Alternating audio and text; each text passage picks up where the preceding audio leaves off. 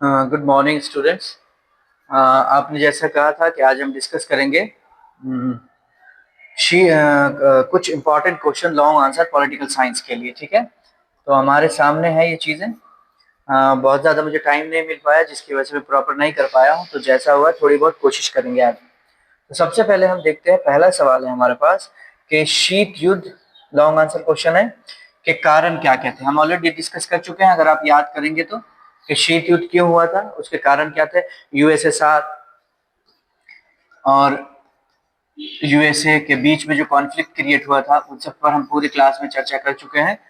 तो इसमें जो लॉन्ग आंसर है वो पूछेगा कि शीत युद्ध के क्या कारण थे, विशेषताओं और इसके अंत इसकी विशेषता क्या थी, और इसका अंत कैसे हुआ। इसमें 3 क्वेश्चन है, आप सब याद ध्यान देंगे तो आपको याद आ जाएगा कि शीत युद्ध क्या था। उस पर चर्चा करेंगे कि किस तरह यूएसएसआर और यूएसए के बीच में एक जबानी जंग चलती रही और एक दोनों एक दूसरे से कंपटीशन में आए, तो उसकी कुछ विशेषताएं भी थी जो हम लिख चुके हैं। और फिर उसका अंत कैसे हुआ आप याद करेंगे कि किस तरह यूएसएसआर टूट गया, यानी शीत युद्ध की शुरुआत होती है, बर्लिन की दीवार बनी, बर्लिन की दीवार बनने के बाद फिर शीत युद्ध की शुरुआत होती है, पूरा विश्व 2 गुटों में बढ़ जाता है, कुछ देशों को छोड़ दें तो। और फिर हम देखते हैं कि फिर वही बर्लिन की दीवार जो टूट जाती है ना। तो उस पर हमने चर्चा की थी। तो ये सब आप देखेंगे कि इसके अंत के क्या कर, मिखाइल गोर्बाचेव का भी जिक्र आया है उसमें। ये सब हम गोर्बाचेव के बारे में बात करें तो ये सारी चीजें कि शीत युद्ध के कारण क्या थे, विशेषताएं क्या थी और अंत। एक लॉन्ग क्वेश्चन है जो हम क्लास में पूरा क्वेश्चन डिस्कस कर चुके हैं। अभी मैं सिर्फ आपको क्वेश्चन क्वेश्चन बता रहा हूं ताकि आपको रिवाइज हो जाए। आपका 23 तारीख को पेपर है। अगला क्वेश्चन है कि यूनाइटेड नेशन की भूमिका क्या है, सीमाएं लिमिटेशंस क्या है, और उसकी आलोचना किन किन बातों पर की जाती है।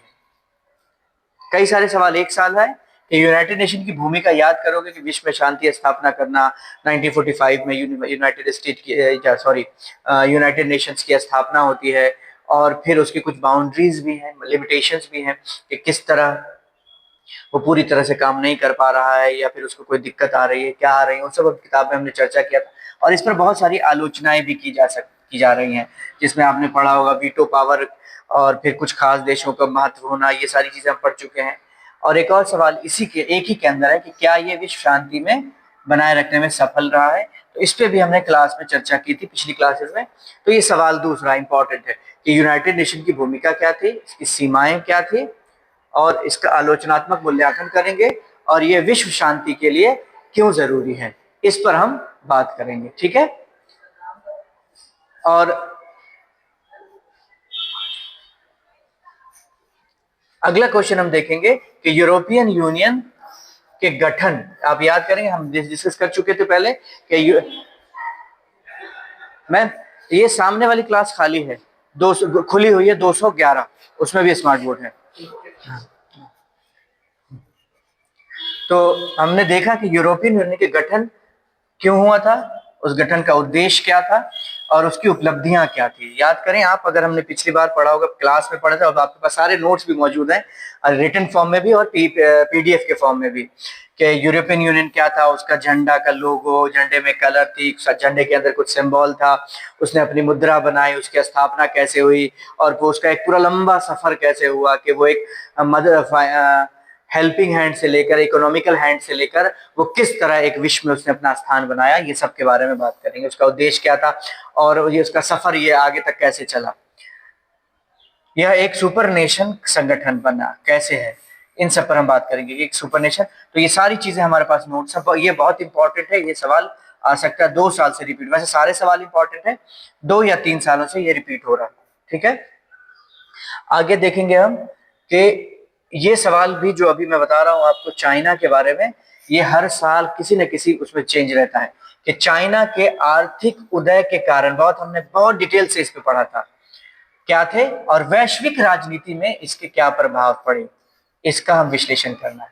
चाइना ने जो अपना ओपन बाजार की नीति खोली थी, मतलब मार्केट ओपन किया था इन्होंने, है ना। और मार्केट ओपन करने के बाद उनका एक पूरा पॉलिसी बनाई, विदेशों को, फॉरेन इन्वेस्टर्स को इन्वेस्ट अपने यहाँ बुलाया, अपने यहाँ टेक्नोलॉजी को डेवलप दिया, स्कूल के में सिस्टम को दाखिल किया है कि स्कूल में प्रोजेक्ट बनाना, इस तरह करके उनकी जो नीति थी चाइना के आर्थिक उदय जो हुआ, जब देखेंगे हम, अगर भारत के बाद आजाद हुआ है, लेकिन इकोनॉमिकली आज पूरे दुनिया में होली हो, दिवाली हो, ईद हो, छठ हो, कुछ भी हो, तो हमारा वो चाइना का सारा सामान मिलता है। क्यों मिलता है और उसका राजनीति पर क्या प्रभाव पड़ा, इकोनॉमिकली उसने कैसे प्रभाव डालने की कोशिश की, इस पर हम डिटेल से चर्चा कर चुके हैं। ये सवाल बहुत इंपॉर्टेंट है, ये भी वेरी वेरी इंपॉर्टेंट है, इसको एक बार देख लेना आप अच्छे से। देखना तो सारा है लेकिन इसे ज्यादा अच्छे से। फिर हमने पढ़ा था गुट निरपेक्ष आंदोलन, नाम याद होगा आपको, कल भी उस पर डिस्कस किया था हमने, और अभी फिर डिस्कस कर रहे हैं कि नाम का जो मूवमेंट था उसके प्रासंगिकता पर वर्तमान विश्व में चर्चा करना है। तो सबसे पहले जब भी इसका आंसर देंगे तो नाम का एक इंट्रोडक्शन दे देंगे, कौन कौन कंट्री शामिल थी, बनाने वाले कौन में थे, और आज उसकी जरूरत है या नहीं है तो कैसे है, उस पर चर्चा करनी है कि वो क्यों इंपॉर्टेंट है। इस पर बहुत डीपली चर्चा करेंगे। ग्लोबलाइजेशन पर हमने चर्चा की थी। एक सवाल आएगा कि व्हाट इज द ग्लोबलाइजेशन, और के राजनीतिक, आर्थिक और सांस्कृतिक भावों को आलोचनात्मक परीक्षण कीजिए। ये हम पढ़ चुके हैं, आपके पास नोट्स हैं कि ग्लोबलाइजेशन क्या होता है।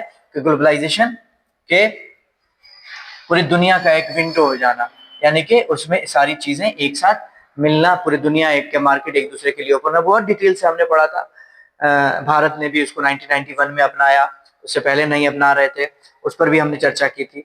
तो वैश्वीकरण के राजनीतिक, आर्थिक और सांस्कृतिक प्रभावों की आलोचना हमने करनी है कि क्या है, नहीं है, और उस पर चर्चा करनी है। ठीक है, आगे आते हैं। सुरक्षा के स्रोत के बारे में अगर हम बात करेंगे तो सुरक्षा के दो स्रोत हैं जिस पर हम चर्चा कर चुके हैं, तो उस पर अभी बात करेंगे। मैं पासवर्ड नहीं, डायरेक्ट ओपन हो जा रहा है, वो नहीं, वो जो कनेक्ट करने हम अपना मोबाइल करते हैं। अच्छा,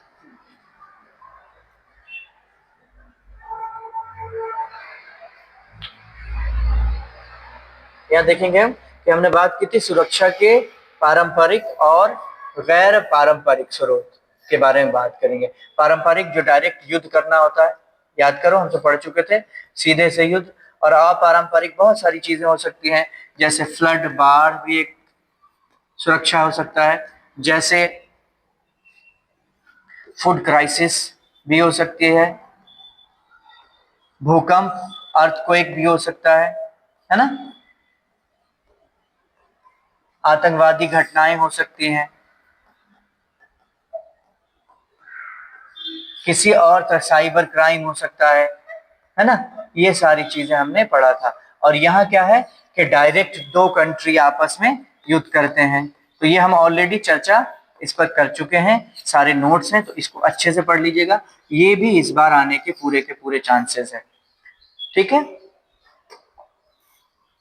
फिर हम आगे देखते हैं कि जलवायु पर्यावरणीय संकट, इन्वायरमेंटल इश्यूज, जैसे जलवायु में परिवर्तन, अंतर्राष्ट्रीय सहयोग की आवश्यकता पर चर्चा कीजिए। तो हमने डिस्कस किया था कि जलवायु से संबंधित जो संकट है वो है कि जलवायु में परिवर्तन हो रहा है ना। उसके बाद हमने चर्चा की थी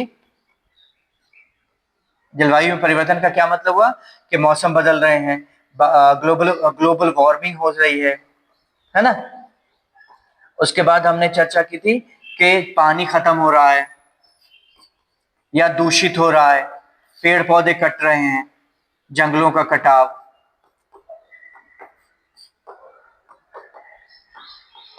ठीक है, उसके बाद हमने कुछ और चीजें डिस्कस की थी जो सब याद होगा। तो ये है, ये तो बहुत बड़ा इशू है ना।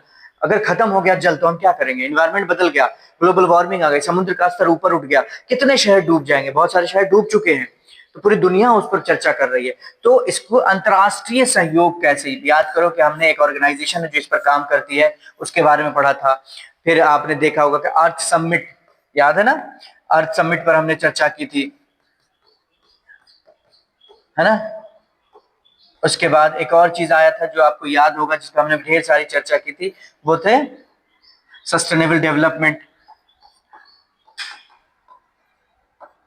इन सब पर हमने चर्चा की थी। तो आपको याद होगा कि किस तरह हमने इस पर चर्चा की। तो इस पर है कि इंटरनेशनल होगा, जैसे अर्थ समिट हुआ था, रियो डी जेनेरियो वाला हुआ था, उसे हम पढ़ चुके हैं। और भी एक जो यूएनओ की ऑर्गेनाइजेशन है, इस पर काम करती है, उसका विषय, तो उन सब के बारे में कि वो क्या क्या काम करते हैं और कैसे काम करते हैं, उस पर आपको यहाँ दे रहा है। ठीक है, अब आते हैं दूसरी बुक से कि भारत में एक दलीय वन पार्टी डोमिनेंस के उदय और पतन के कारण याद करेंगे कि किस तरह स्वतंत्र हुआ, स्वतंत्र के बाद कांग्रेस का वर्चस्व आया, कांग्रेस ही हुकूमत बनाती है पहले दूसरे इलेक्शन में, फिर तीसरा इलेक्शन जाता है, फिर 1969 का इलेक्शन जो राष्ट्रपति का इलेक्शन होता है 1969, वहां से टूट की शुरुआत होती है। फिर टूटता तो नहीं है लेकिन इंदिरा वर्सेस सिंडिकेट हो जाता है। फिर कांग्रेस धीरे धीरे कमजोर होती है। आपने देखा होगा कि 47 से 69 तक के समय को पूरा प्रभुत्व का दौर कहते हैं। 69 टू 84 का एक अलग दौर है, 84 टू 92 का अलग दौर है, 97 98 का अलग दौर है। तो ये सब बात करेंगे कि किस तरह, तो इसमें जो बात की जा रही है कि भारत में एक दलीय यानी कि वन पार्टी सिस्टम का किस तरह, तो कांग्रेस का वर्चस्व रहा, किस तरह रहा, क्यों रहा, ये सब पहला इलेक्शन याद करो, दूसरा इलेक्शन, फिर इंदिरा गांधी का आना, पंडित नेहरू की डेथ हो जाना, उसके बाद विरासत जो थी कांग्रेस की, विरासत जो स्वतंत्रता संग्राम की विरासत कांग्रेस को मिलना, ज्यादातर लीडर का जो उन्हीं में था। और इम्पोर्टेंट ये कि उस वक्त के समय में जो लोग थे उनके दिलों में कांग्रेस के प्रति प्रेम था। तो ये सारी चीजें हैं।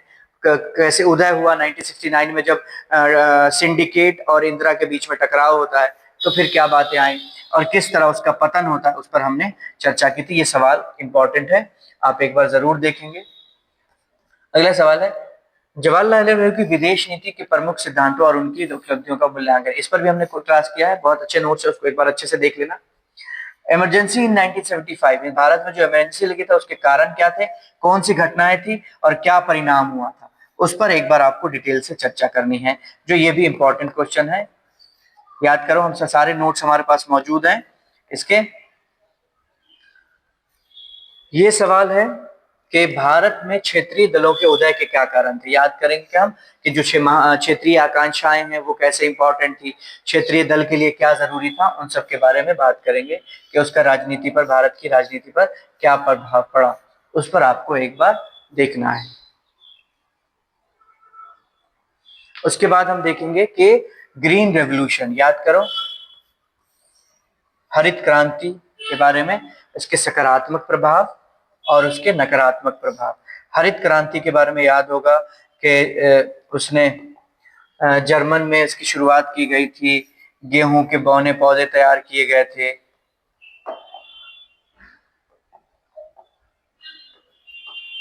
गेहूं के पौधे तैयार हुए थे, है ना।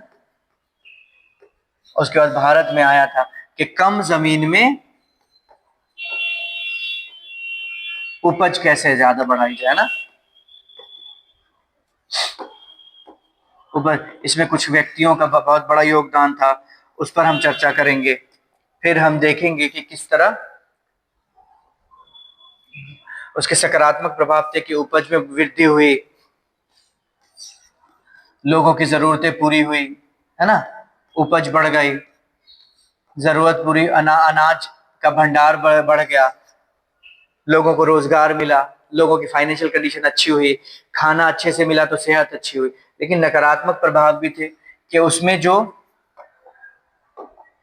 पेस्टिसाइड्स का इस्तेमाल करते थे वो पेस्टिसाइड नुकसान हुआ। उसके बाद जल की बहुत ज्यादा खपत हो गई तो जल स्तर ऊपर उठ नीचे का जाना शुरू हो गया। अच्छा, पेस्टिसाइड यानी कि कीटनाशक दवाइयों का जो इस्तेमाल किया तो वो उसमें चली गई, क्या नाम है, वो पानी में या लाइफ साइकिल में शामिल हो गया, तो उससे बहुत ज्यादा नुकसान हुआ। तभी सस्टेनेबल डेवलपमेंट की बात आई थी। तो इन सब पर हमें चर्चा करना है जो हम पढ़ चुके हैं। आगे आते हैं कि भारत में गठबंधन की राजनीति के उदय के कारणों को लिखें। याद करें हम लोग किस तरह एक गवर्नमेंट बनती है एनडीए की, जिसमें अटल बिहारी वाजपेयी जी प्रधानमंत्री बनते हैं, कई सारे पार्टीज को मिलाते हैं। फिर यूपीए की गवर्नमेंट बनती है, ये हम सब पढ़ चुके हैं, यूनाइटेड प्रोग्रेसिव अलायंस, जिसमें मनमोहन सिंह दोबारा प्रधानमंत्री बनते हैं, फिर दोबारा प्रधानमंत्री बनते हैं। तो अब पहले क्या था, एक पार्टी का वर्चस्व था, फिर एक राजीव गांधी का दौर आया, फिर क्या है, गठबंधन की राजनीति आई। तो उसके सकारात्मक प्रभाव और उसके नकारात्मक प्रभाव के बारे में भी हम चर्चा